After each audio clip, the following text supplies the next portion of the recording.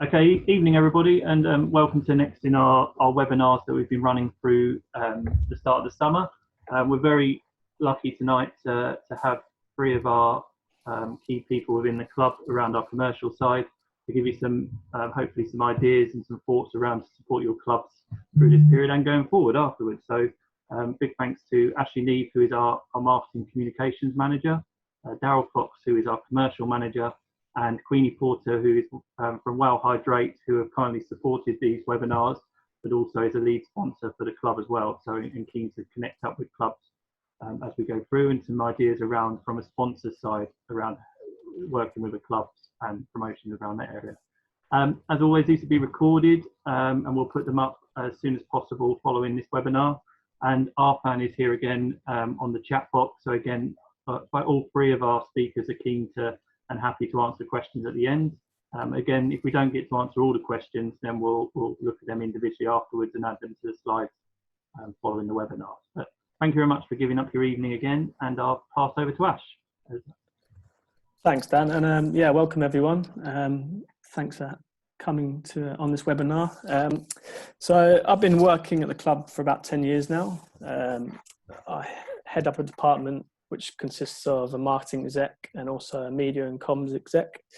The primary focus of the department is to look at the professional side and also the commercial areas. So we support Daryl's team, but also look at the marketing and comms for conferencing, events, our retail store, our match day presentation, all the activation on match days as well, so entertainment and things like that, and then primarily ticketing and membership as well.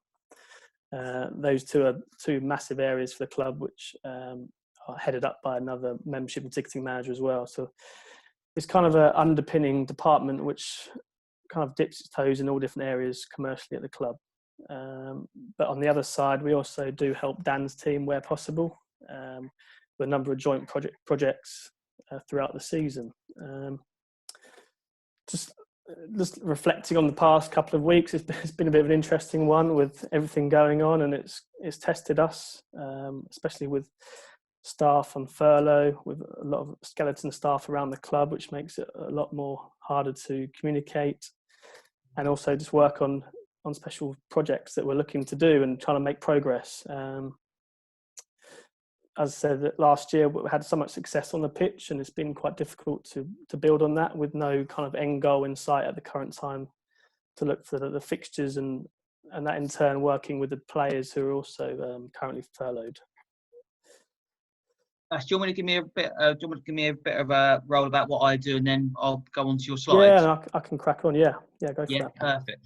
So my name's Daryl. I'm the commercial manager at the club. So same as Ash, my role's sort of quite wide. Got a team of 7 and we look after anything commercially around the club. So whether that is sponsorship, and as Dan said, Queenie's one of our sponsors, and I'll give Queenie a bit of a chance to talk about what she does. So Queenie's a head of commercial for a really fast-growing big drinks brand within the UK, sponsors some quite big professional sports people, but I won't steal Queenie's thunder on that. So I with the team look after our portfolio of sponsors, all of our income into the club, so sort of hospitality, food and beverage sales, events, conferencing, that sort of stuff as well. So work really closely with Ash and his team about how we can have a sort of unified approach to the club. So Queenie, do you want to say a little bit about what you do, and we'll come on to how the partnership works perhaps in a bit? Absolutely. So hi, I'm Queenie, as everyone said, from Well Hydrate. We're a innovative hydration drinks. We do an electrolyte, which is for a pre and during exercise, and a protein for post. We have some quite big sports stars under our ambassadors, the likes of Tyson Fury, as of today, Kevin De Bruyne. We also have some other sponsorships in some different sporting fields, such as Southampton Football Club, also the Castleford Tigers in terms of rugby, and obviously most recently joined up with Essex Cricket. The main role of my job is to look after our big accounts, the likes of Sainsbury's, Morrison's and Co-ops, name a few. Then also to look after our commercial relationships with our kind of sporting partnerships and sponsorships. Essex Cricket, as I said, has only just started, but the reason why we wanted to, even though we've got some massive names and some really big clubs under our belt, is we like to be able to be within the community, and Essex Cricket gave us that opportunity to be able to be within the community and kind of deal with, an Essex-based community when we're an Essex-based company. So, yeah. Thank you, Queenie. Am I on the right slide for you, Ash? Yeah, so I'll continue just a little intro really. As Darryl and I had a sit down and try to work out the best way of kind of helping out the local clubs in the region. I said we could bore you with a lot of fine detail and perhaps some a bit more university talk, so to speak. But we thought if we kind of outline some of the main areas that we deal with on a day-to-day basis, and hopefully that's helpful to you guys and it's a bit more scalable and you can relate to certain opportunities. I feel cricket still has a lot of opportunities to work together, and although there is still work to be done, initiatives such as like All Stars, Dynamos, and even the rise in women's cricket also create a massive growth area for participation, which I feel as a county club we can kind of help grow as well and be that area where people can come and watch cricket as well as play it, because obviously the recreational playing side of it is the stuff that you do best. So where I was going to start was membership. For us, again, this is a massive area where it's without no cricket on the horizon, it's caused a lot of discussion points amongst the club. So I was just going to run through a bit of what we're trying to do. We are trying to offer as much value as possible during this time, which I'm sure you guys are doing with your members to a different degree. There's a lot of people who are craving cricket, but unfortunately we're not able to do that. So it's just finding other ways where we can offer some value to what they're getting. Things like use of digital content is massive, and things like this Zoom webinar are just a few ideas that we've kind of taken the next step of trying to engage as much as possible. So with all our interviews with players and coaching staff where we're allowed to, we're even delved into looking at our club psychologist, our physios, and given some other areas of the club where people might not know about. So all our interviews are done over Zoom now, which has been very successful. And as you probably know, a lot of football clubs and even on TV, they're now using Zoom to do this. So in the future, we're looking to host club forums. We're even exploring AGMs, and then the multiples of Q&As with players and former players around the world. So just to kind of give that extra bit of content exclusively for members, which we wouldn't normally be doing at this time of the year. During this time, it's also important to keep our members up to date. So whether it's a video from the club chairman or treasurer, we're also doing regular e-newsletters, which again is adaptable to clubs like yourselves or fairly easily. This has been crucial across the whole club, whether it's ticket buyers, our members, junior supporters even, and even, as I'm sure Darryl touched on, our communication with sponsors is crucial during this time. I've seen some of the clubs also doing online training sessions, which again is just really innovative ways of trying to engage with the younger players. And this type of content is really important just to keep them engagement levels, especially when the future of the game is unknown at this current time. The next point I was going to look at, Darryl, was just the community side. Yeah.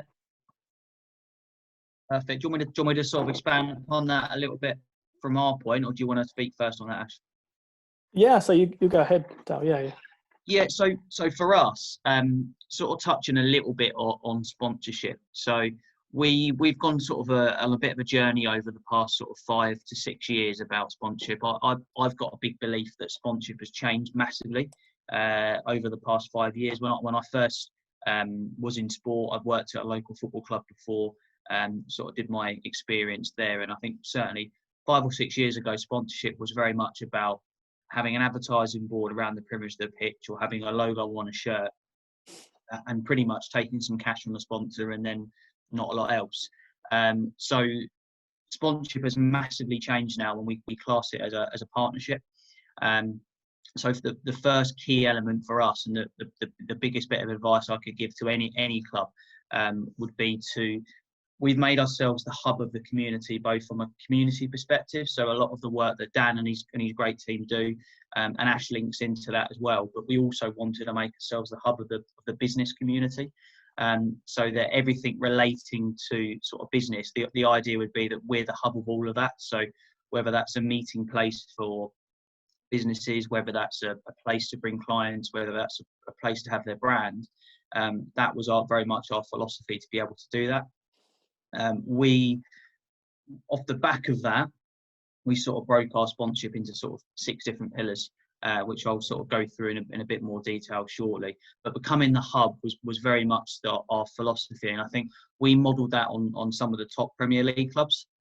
And obviously, there's a lot of things they can do a lot better than us, and they've got a lot bigger facilities to us. But I think I think the challenge is for looking at a professional club and scaling it down to clubs out in the county is it's very difficult to get sort of exposure. But equally for you guys, I would say making yourselves the hub of the community from both a local perspective and a business perspective is where I would start if you're looking to grow your sort of sponsorship. So Ash, do you want to go on to maybe some of the fundraising side of things, or?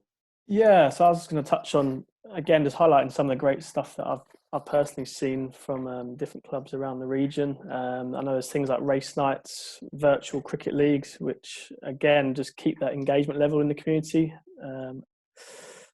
There's also, I say this is no different to county cricket as well. I've in regular contact myself and Darryl with other counties, and I feel that this period of time has really brought a lot of people together, and willingness to work together, and hopefully that's something that's filtered down into the club cricket level as well. And there's opportunities to work as one. I heard earlier about an initiative that Bentley have been leading in the Premier League with virtual cricket, and I think that kind of stuff, if we can kind of use those examples as ways to share knowledge and content with each other, then that's a really good positive way of building. What else was I going to touch on? So another thing I was going to finish on this section was about the fundraising aspect. So I think within the community, there's a lot of opportunities to raise your profile through fundraising. One example of this, I don't know whether you've seen, but this weekend we're doing an alternative cricket tea, where it's a food collection with all the food collected going to a local food bank. So it's been great to see a lot of clubs getting on board with this weekend, and previous weekends as well. And in turn, this has generated a lot of press and media interest. So a pretty simple idea is then being broadened out to a bit more press exposure, which then again raises profile within your communities. Cool. I'll touch upon the event side of things, Ash, when I talk about venue. Okay. Just on the previous slide, Darryl, so I was going to just talk about, I'm sure this is something that a lot of you are doing, but it's just the importance of working with your local press as well. So at the club, we've noticed there's been the local media has diminished quite a lot in recent years, mainly due to resources and finances within the sector. But I think there's still great opportunities to work with your local media, whether it's the newspaper or radio, as the hunger for club cricket content is still there and it's noticeable. I feel like within cricket there's not that level of content such as football readily available. So if you can reach out to your local newspaper or, as I said, or radio station, the likes of BBC Essex, there's also Phoenix FM, Brentwood, who are producing regular weekly or fortnightly cricket shows, and there's a real opportunity there just to get involved in those and spread the word of your club.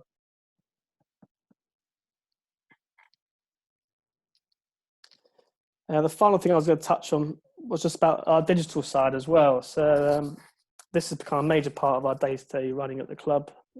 As you can imagine, there's there's a lot of things involved in that. And as a department, our responsibility is to manage our social media accounts, maintain and developing our websites, from the shop to our conferencing to the main cricket site as well as editing social media graphics, interviews. All our match day content is all done internally as well. So there's a broad range of things that we have to take care of throughout the season. These can be scaled to fit with different resources available. I feel like as a club on the county circuit, we've got a relatively small marketing team. So we have to pick and choose, and part of our marketing plan is to look at what is going to be the most effective way of getting our content out there to the limited budgets that we have to work with.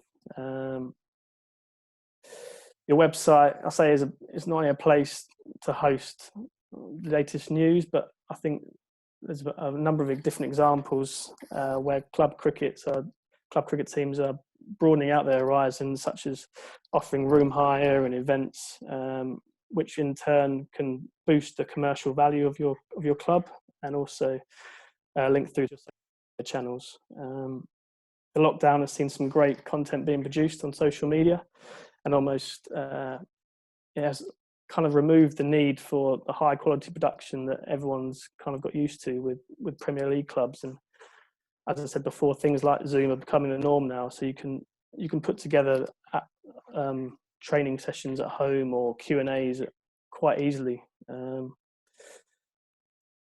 yeah, I think that's everything for me. Yeah. And I'm going to try the technology part now and try and change the screen. Yeah, I want to just show something different. So I'm going to just try and flip this over, see if you guys can see this okay. Which looks like you can.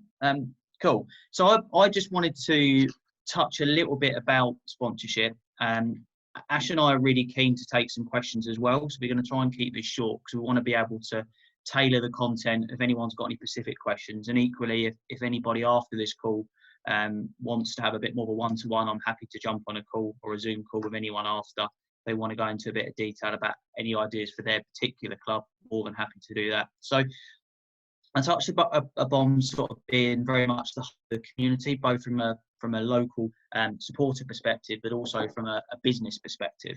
And I'm going to use Well Hydrate as our one of our examples, so I can talk a little bit about what I mean by a partnership with someone, rather than just having an advertising board stuck up. And I am a big believer that doesn't matter what size club you are, you can provide value for sponsors. And I think that's the key part, is providing value.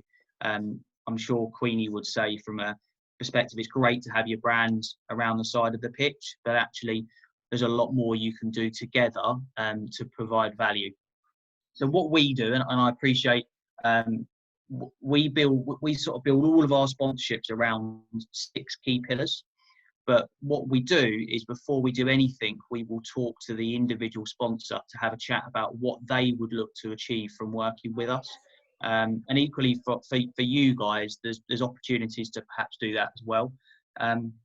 So what we do is we have these 6 key pillars. There's some examples of some of the companies that we work with. So I'll run through those sort of 6 key pillars, and I'll also sort of talk about our partnership with Well Hydrate, and then we'll sort of talk a little bit about the venue.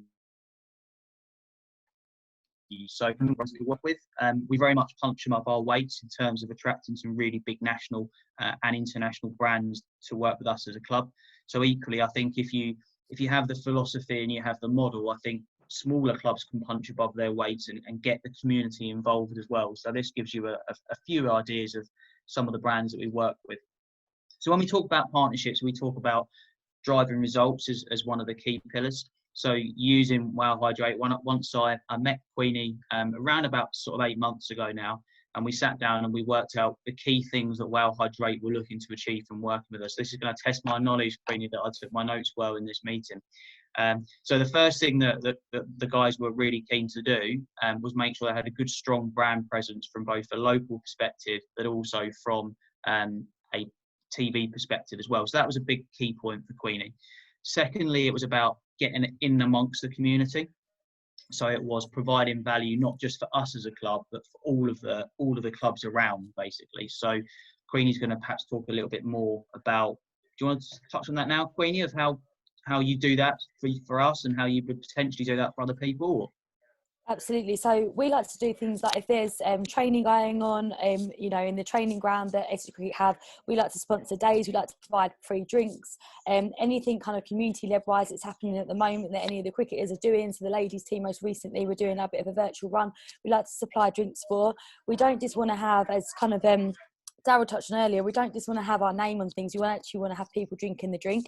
We want to reach out to as many people as possible to drink the drink through Essex Cricket, because we want to promote the fact that it helps performance. We want to keep the community hydrated. And obviously where we are stocked in quite a lot of local Tesco's and Co-ops around the areas, we wanted to kind of start from the hub of the community of Essex Cricket, help them support that, so then they will, you know, walk into the store and be able to buy our product. So Queenie, for example, they gave us a vending machine for our cricket school. They send free product to all of the players, not just our first team, but our ladies team, our academy teams, our ability teams, our ground staff, our commercial staff, anybody really associated with the club. We did some great work as with the NHS front line. So Ash and his team, we delivered 1,000 meals per week to the NHS front line over the last 6 weeks. So again, we got Queenie involved in that, and Queenie very kindly donated some drinks to the front line. So everything we do is part of a partnership with them. So at the moment, it's a bit of a challenge at the moment with no cricket. So our strength and conditioning coach and our head coach is creating some content for the guys at Wow Hydrate to talk about the importance of hydration and the importance of keeping the players in the right physical condition at the moment. And we'll provide that as video content for Queenie to use on our social media. Absolutely. Queenie very kindly as well provided sort of POS for us. So all of our bars, when we do open safely, we'll be able to stock the product. But what Queenie helped with is fridges for all of those bars were donated to the club. POS for all the bars were donated to the club as well. We'll have photo shoots once the season starts. We've got the players branding their product in and around the ground as well. So that was something that was really key for us as well. And you're probably on the call thinking, God, what a Wow Hydrate you're getting in return, even though they're giving out all this free product. And obviously being a commercial person myself and Darryl being, we had long conversations about how I could kind of benefit commercially. And Darryl and his team have done great jobs at lots of networking events. I've picked up some really key contacts that have turned into listings for us. So places where our drinks can be listed on the back of. Darryl introduced me to quite a few contacts that are associated with the club. So it means commercially, I've also had, you know, an ROI as well as well as helping out the community and keeping everyone hydrated and the club. So that's another key pillar for us is building relationships. So a big part for us is when a sponsor comes into the club, our attention is to make sure we deliver for that sponsor. So we're actively trying to put our sponsors in contact with each other, make introductions to each other, because one of the questions that Dan asked me to answer was, how do you go about selling sponsorship? And our simple answer is, we don't sell it. What we try and do is we flip it and we focus on delivering for sponsors, and we focus about understanding what they want and tailoring it to their particular needs. And that basically sells it for us. It comes from referrals, it comes through people recommending it. It comes about us being the business hub. So it's understanding it. So if you guys, for example, you guys have got some lovely venues sitting there, it might be that you look at a sponsorship. If you're looking for a front of shirt sponsor, you might identify a company that perhaps has a need for a venue quite a lot of the time. So perhaps you'd want to say, well, if you sponsor the front of the shirts, we'll give you X amount of hires of our pavilion. So it's thinking of things a little bit differently and understanding what the sponsor wants. And what the sponsor wants to achieve from working with us is how we sort of deliver success on that. Interaction with players is something that's quite big for us, and also sort of making a difference in the community, as well as sort of corporate hospitality. I know some of you guys do some really nice events with festivals of cricket and stuff like that. So those sort of things are really key for us. So that touches a little bit about sort of sponsorship. The other thing I was going to mention is the venue itself as well. So how we maximise our venue. Again, it's trying to make ourselves the hub of the community. So actually when people have any thoughts about events, they've already got Essex Cricket Club in their mind as a venue. We've got a very strong brand in the county, but equally we've had to work really hard for people to think that we're not just a cricket club. And I imagine you guys, if you hire your venues out as well, have probably got those same barriers of people thinking, oh, you just play cricket there. So for us, getting people into the ground, getting people to support the club, and then we do things like tribute nights that we do all through the year. We do a lot of business functions. We do a lot of life celebrations. We do a lot of business meetings, breakfasts, private dinners, all of that sort of stuff. But it's very much a different market to people that come along to cricket. And it's all about being the hub of the community to get that brand out. So think about how you utilise that space 365 days a year. That's always my message that I'm saying to the staff is, we want that venue used 365 days a year. How do we feel that? What can we do differently to do it? So whether it's engaging with the local Rotarian club, or whether it's local businesses, getting businesses together and just using the venue for a breakfast meeting, something like that. We also, for you guys as well, is maximising the commercial relationships that you can and will probably have with some people as well. So what we try and do is we try and use those relationships with people like Green King, who provide all of our beers. Queenie, for example, will help us support Bar. So I think Queenie said you've got a reasonably generous offer to make. I think, Queenie, you said about venues and support. I do indeed. So as you can see, there's a nice picture there of one of our Wow Hydrate fridges, 4 shelves, and it's got 2 of our electrolyte variants and 2 of our protein. And if anyone would be interested, please get in touch with Daryl after, and he can put you in touch with myself. We're happy to provide you a free of charge Wow Hydrate fridge with a free fill, as you see there. So all the stock inside the fridge for free for the first round. And if you'd like to then, you get good uptake with it within the community, cricketers, people coming to the venue, and we're happy to give you some good commercials like we support the Essex Cricket with, whereby you can reorder for us at a bit of a discounted price as a customer. So if you're interested in Wow Hydrate, you'd like to have a fridge, get in contact, and we'd be happy to support you and your community. And it's all about for us, it's all about those partnerships of how it works. Has anyone got any questions for anybody? Is there anything particularly you want us to try and answer from a commercial perspective or a marketing perspective? Yeah, I think the key thing was for us is just obviously we are working with a professional cricket club. It's just how we scale it up to different clubs as well. So yeah, we'll welcome questions, and hopefully we'll be able to kind of relate to your issues and questions.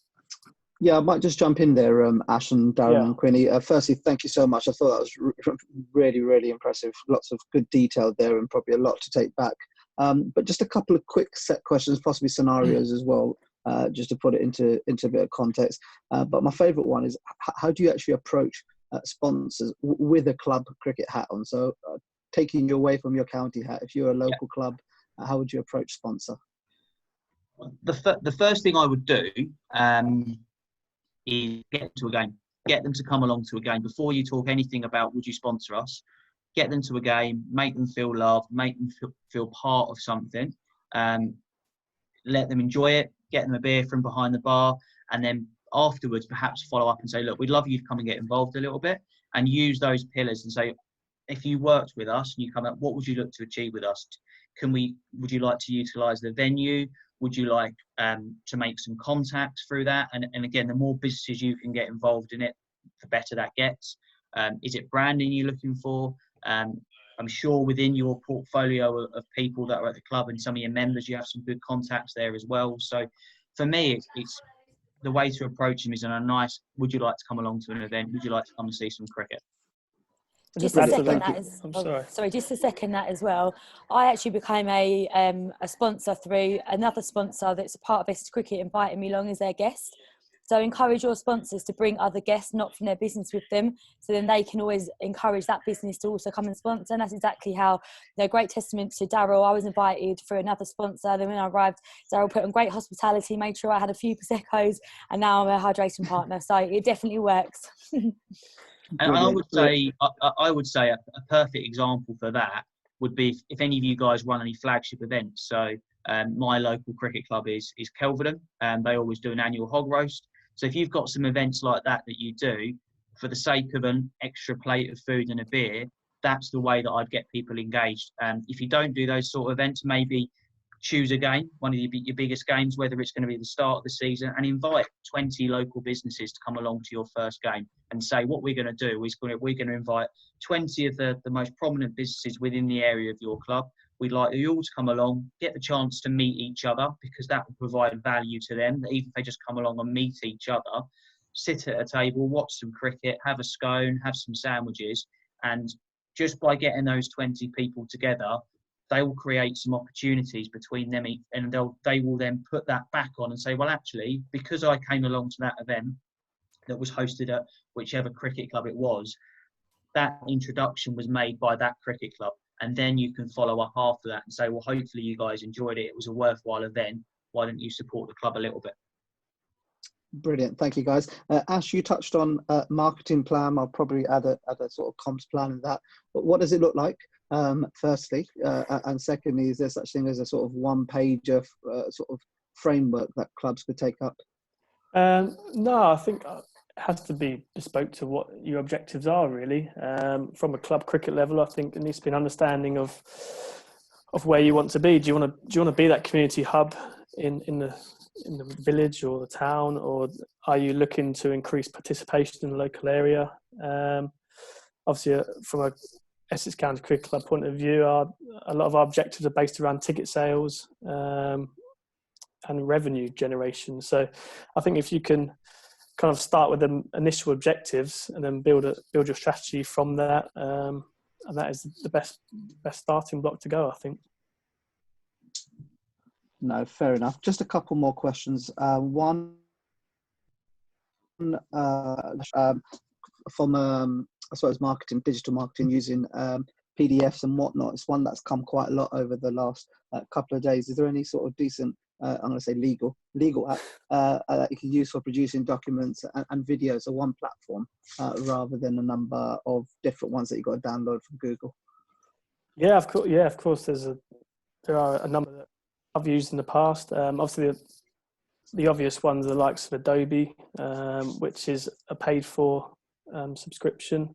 It's something that we use every day, as you can imagine. We do have a graphic design house, but a lot of it is done internally as well, just due to the resources and the budgets that need to be kept within across everything we do. A lot of it is for social media as well. So yeah, as I said, our team is on Photoshop a lot. There are other resources. There's one called GIMP, which is actually an open source software that anyone can use, and it pretty much works the same as Adobe Photoshop. And then in terms of video production, I say a lot of on the iPhones now. There's a lot of video production software available, but I say internally we use Premiere, and there are budget versions of Premiere available. One called Adobe Elements, which is a one-off payment of about £30 to do, and it covers a lot of the basic stuff. From a commercial perspective, from me, I ask Ash if I need some posh graphics, I'll ask Ash very nicely and make sure the suite in front of the marketing department's desks. You're not the only one. Yeah, so the role was, it wasn't on the job description, that part of the role. So if I'm honest, everyone that I've ever employed has always been self-taught, and they're using it every day. So I know it's a bit different to your circumstances, but I think it's something, if you got the time to learn, then you can produce your social media graphics and posters and things to help promote your club. And it's something that we're trying to broaden out across the whole club as that standard branding and design. Challenge you to put your village cricket hats on. One from Mark. It's a lot easier for bigger clubs in towns, but very much harder for village clubs, which a lot of us on here are. What way would you suggest to go for a village club that includes local press and media? Oh, that's a good question. I still think that with village clubs, there are still them catchment areas. I say there's affiliations with leagues as well. I know off the top of my head, there's newspapers like the Yellow Advertiser, which cover such a broad area. But in addition, like if there's anything that as a county club we should be helping with. Not I think I mentioned before, I think we need to take a bit of responsibility to help local clubs where possible, and this would probably be a great opportunity to give village clubs a lot more exposure across our channels, and then in turn hopefully get picked up by the likes of BBC Essex, who I know do, as I said, cover a lot of club cricket. Yeah, so I'm happy to chat offline about that kind of stuff. But yeah, that's a good question. Thanks, Ash. One quick last one, probably a bit of a GDPR related, but I think it's a good question. Should cricket clubs ask their members what their day jobs are and explore relevant sponsorship opportunities? Yeah, I would say absolutely. Yeah. Find out who your members are, because sometimes you can be really pleasantly surprised. I'll give you an example of us. We did a little bit of work on one of our databases, and we found out that one of our members was the global CEO of one of the largest insurance firms in the world. So that person was coming along to our matches with his family, enjoying cricket. So obviously that person then was someone that we identified as someone we wanted to talk to. In Queenie will probably back me up in this. In the commercial world, whether it's whatever level you're at, it is not what you know, it's who you know. So if you've got people within your club that have got contacts, that's your best way through. So I would absolutely, and as long as you're in the right way off. I mean, you're right. GDPR is key, but it's a simple. On your application forms and membership, if people are willing to give you that information, and most people are, absolutely, and engage your members about it as well. And I think it's all about speaking to your members, because they might not be in a position of someone like that, but they might know someone like that, and that's all around getting people to I'm a big believer in that. I think if every club sort of came away and said, right, we're going to do an event at some point this season or next, whenever it's safe to do so, and challenge your members that are part of that club to think about who they know and get them along to an event promoting the club, but focus on that as a business event. But obviously the cricket is the most important thing, and that's what gets them there. You might be surprised about some of the opportunities that creates. I think just in addition to that, I was just going to say, just in addition to that, it's not just sponsorship as well. Like even events, Darryl has a lot of success in getting people to come to events, and there's friends of friends who come along, and next minute they're either a member themselves or sponsoring the club. And yeah, I think it goes through cycles, doesn't it, Darryl? And I say a lot of your sponsors are big cricket fans as well, so I think there are opportunities. Yeah. Definitely, and there's people that are big cricket fans, but there's a lot of our sponsors that when they first come into the club had absolutely no idea about cricket whatsoever, and it's making it about that club environment that makes them want to do that, and making it about a partnership. So we don't use the word sponsorship as of this season. We use partnership because we believe it's a partnership.